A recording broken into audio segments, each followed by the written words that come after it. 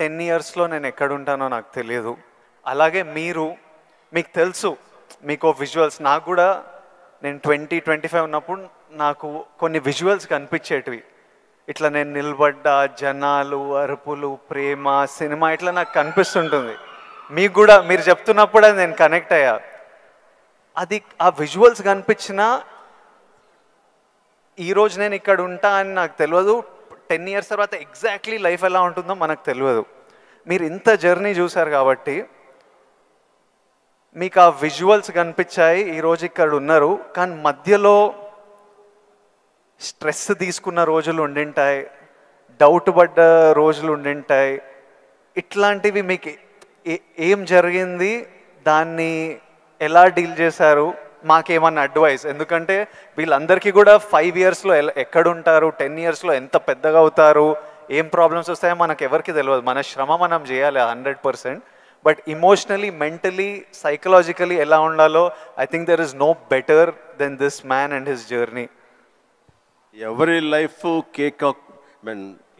Cake walk కాదండి. And ఏది కూడా దేనికి కూడా షార్ట్ కట్స్ లేవండి. చాలా హర్డిల్స్ ఉంటాయి, తర్వాత ఎగుడు దిగుళ్ళు ఉంటాయి, ఎత్తు పల్లాలు ఉంటాయి, జయాపజయాలు ఉంటాయి, ఎగ్జైట్మెంట్లు ఉంటాయి, డిప్రెషన్లు ఉంటాయి. ఇవన్నీ కూడా తట్టుకుని వచ్చిన వాడిని, అవన్నీ నాకు జరిగినాయి. ఒకే ఒక ఎగ్జాంపుల్గా చెప్పాలంటే నా మైండ్ సెట్ ఎలా ఉండిందంటే, ఒక ఉదాహరణకి చెప్పేస్తాను. న్యాయం కావాలనే సినిమా, శారద గారు ఆఫ్టర్ లాంగ్ గ్యాప్ రీఎంట్రీ, ఆవిడ ఒక డిఫెన్స్ లాయర్, నా తరపున కొంగర జగ్గయ్య గారు ఒక డిఫెన్స్ లాయర్, రాధిక ఒక దాంట్లో ఉంది, క్రాంతి కుమార్ గారు పైన క్రేన్లో ఉండి ఆయన కొంచెం ఆపరేట్ చేస్తారు, though is a producer. And 300-400 మంది, ఇప్పుడు ఇక్కడ ఎంతమంది ఉన్నారు ఈ హాల్లో అంతమంది జూనియర్ ఆర్టిస్ట్ తోటి ఉంది. అది లాస్ట్ వర్డిక్ట్ ఆ న్యాయం కావాలి సినిమాకి. సో అందరూ రెడీగా ఉన్నారు, నేను బయట ఉన్నాను. అసిస్టెంట్ డైరెక్టర్ వచ్చి పిలిచాడు. పిలిచిన తర్వాత గబగబా వచ్చేస్తే నా బోన్లో నేను నుంచున్నాను.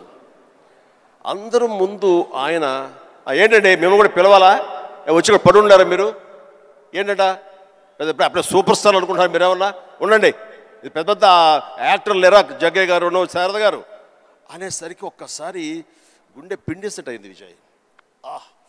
ఇందులో నా తప్పే ఉంది, బయటే ఉన్నాను, ఫ్లోర్ బయట, వాళ్ళు పిలిచారు, వచ్చాను, కూర్చున్నాను, ఇందులో తప్పేంటి, ఎందుకు అలా అరుస్తాడు, పైగా క్రెయిన్ పైన ఉండేసరికి ఆయన అరుపులు అందరికీ వినపడుతున్నాయి. అలాగే కామ్ అయిపోయాను. ఆ రోజు మధ్యాహ్నం భోజనం చేయబుద్ధి కాలేదు. సాయంత్రం ఇంటికి వెళ్ళిపోయిన తర్వాత నా ల్యాండ్ ఫోన్ వచ్చింది. నేనే క్రాంతి కుమార్ని మాట్లాడుతున్నాను. చెప్పండి సార్. ఏం లేదు, శారద జ్ఞాపక శక్తి లేకో ఏవో తెలియదు, ఫిల్మ్ తినేస్తుంది. అప్పట్లో కోట 400 లేదా 500 అడుగులు మాత్రమే ఇచ్చేవాళ్ళు రోజుకి. ఆయన స్ట్రెస్లో ఆయన ఉన్నాడు, ఆయన కోపాన్ని దాన్ని నా మీద చూపించుకున్నాడు. బట్ అది కాదు నన్ను ఎంత నిర్వీర్యం చేస్తుంది, ఎంత డిప్రెస్ చేస్తుంది, ఇంతమంది ముందు నేను ఎంత అవమానానికి గురవుతాను అనుకున్నాను. కానీ ఆయన అన్న మాటలు, అవమానం అన్నీ పక్కన పెట్టి ఒక్క మాట మాత్రం నా మైండ్లో ఉండిపోయింది. అప్పుడు మీరు సూపర్ స్టార్ అనుకుంటారా అని. ఎస్, అయి చూపిస్తా. ఆ ఒక్క ముక్క మాత్రం నా మైండ్లో, నా మదిలో ఉండిపోయింది. కసి పెరిగింది. ఈ అవమానాన్ని, దాన్ని ఆయన మీద రెవెంజ్ తీర్చుకునే కంటే కూడాను దాన్ని నేను ఎదుగుదలకు నా స్టెప్స్గా నేను వాడుకున్నాను. ఇది వాస్తవం విజయ్. ఇలాంటివి చాలా జరిగినాయి. నా అవమానాలను కూడా నాకు అనుకూలంగా మార్చుకున్నాను. అందుకని నా ఎవరి మీద ద్వేషం లేదు.